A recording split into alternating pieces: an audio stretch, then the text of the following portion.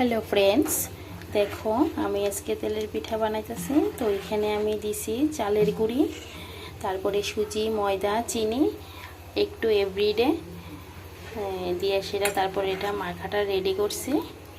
এখন আমি এটা একটু একটু করে তেলের মধ্যে দিব।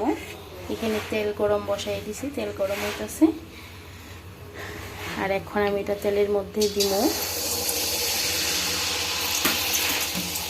একটু স্টিমটা কমাইয়া দিই, স্টিমটা একটু বেশি আছে। তো দেখো এখানে আমি আরও অনেকগুলা বানাইয়া রাখছি।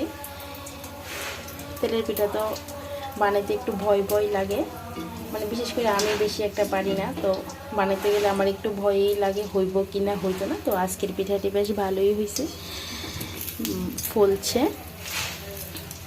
তো দেখো এমনভাবে ফুলছে, আমি উল্টাইতেই পারতাছি না, একদম উল্টাইতে পারতাছি না, এমনভাবে ফুলছে।